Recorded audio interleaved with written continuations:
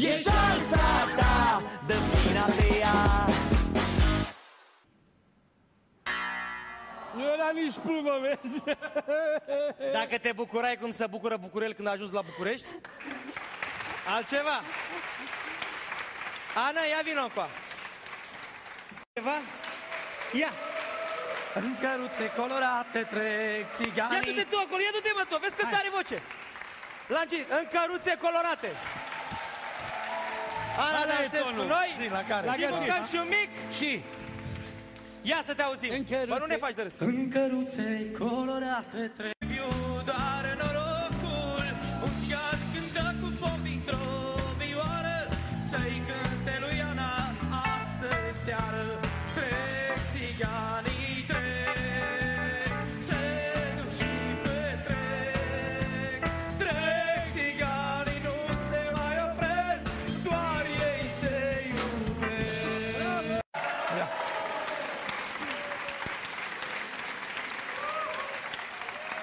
Bun, sunt micii pe la noi să înceapă runda 2. Dar tu de ce nu mănânci mici? Stai acolo! E rândul tău, draga mea. Hai să vedem cât de norocoasă ești. Astă seară. Astă seară. Dansăm în familie. Te apropii și 500 de puncte. Bravo, bravo, Ana, bravo. Mai ai un W. Căci doar Liviu al meu își poate permite.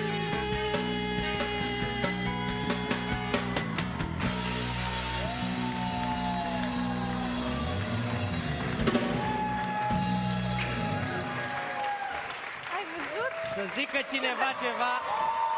V-am mai zis-o vouă. Să zică cineva ceva de Ana, că ați feclit-o cu mine. Bravo tu. Bravo, bravo, bravo. Mulțumesc. Ce-ai spus tu? tu? Am zis că doar tu îți poți permite. Numai eu. Da, numai tu. Să începem cu fusta, dar n-avem fustă. Mulțumesc. Ce-ai spus tu? Am zis că doar tu îți poți permite. Numai eu. Da, numai tu. Să începem cu fusta, dar n-avem fustă, avem pantaloni. Ai zis ce-ai zis încă? Că hai de jos fusta, hai de jos haina, bai. Hai! Păi ce facem aici? Eu când ochii tăi mi-amintesc, eu mi-amintesc de ochii tăi. Toată viața mea am să dau la tot să dau eu... Dacă eu când dau bluza jos, crezi că nu pot să mi-o dau? Știi de unde mi-am dat seama? Mi-am dat seama... Cu mine ai încheiat-o. Eu? Da. Când am văzut că chiloții sunt pușcați direct în fund. Uite, au o găurică chiar... A vorbit! A vorbit! A vorbit! A vorbit! A vorbit! O să avem un nepoțel! Iară-te tu, dragă! Stai, cine e rândul tău? Da. Nu pot să-ți fac așa ceva pentru că e rândul tău și strig joaca și aici sunt arata norocului. Imediat te trimit. 300 de puncte. Ai spus consoana corectă? Da. Și dăm de roată, da? Ai spus M, a fost M, ai 1300 și rândul tău să dai la roată.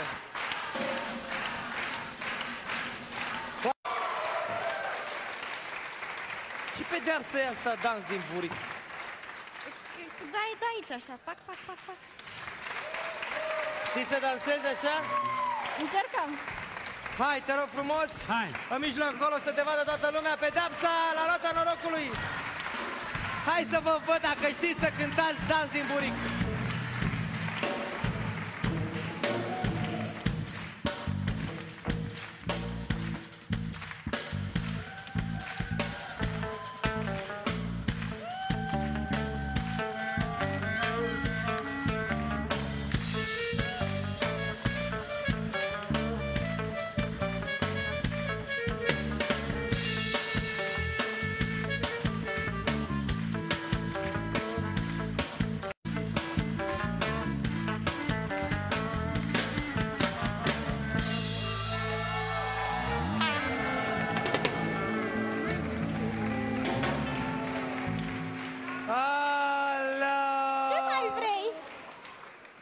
Așa pedepse, tot să ne dea.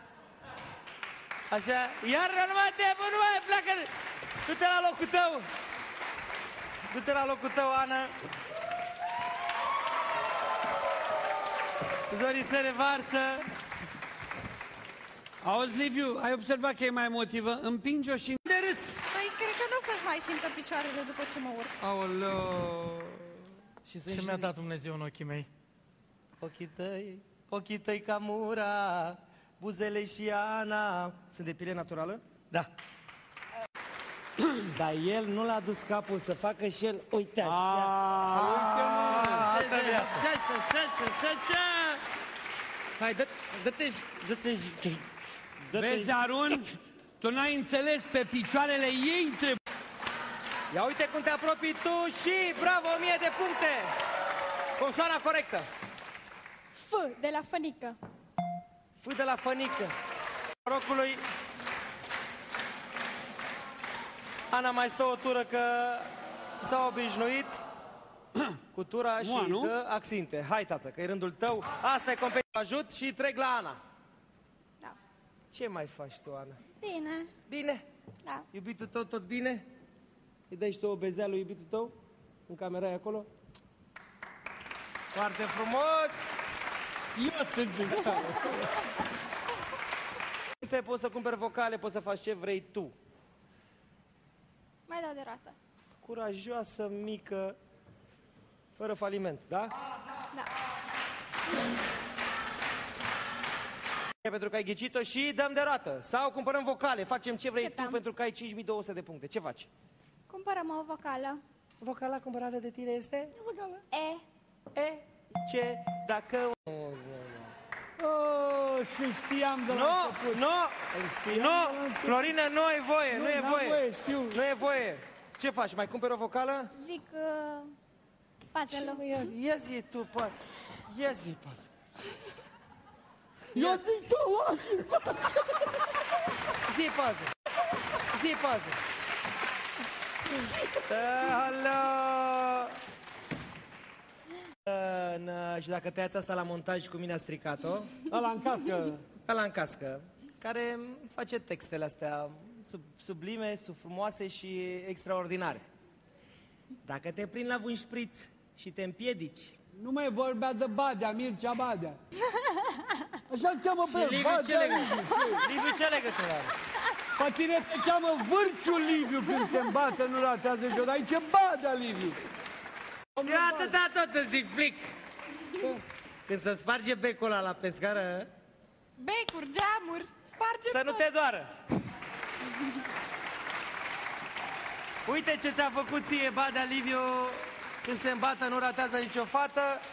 Să ferească Dumnezeu, 5200 de puncte. Hai la vitrina cu produse să-ți alegi 200 de puncte. Foarte multe puncte. Suntem la cumpărături. Asta am iubit eu toată viața mea, să stau la cumpărături cu o domniță. Și mai ales când are foarte mulți bani în buzunare. Și zi.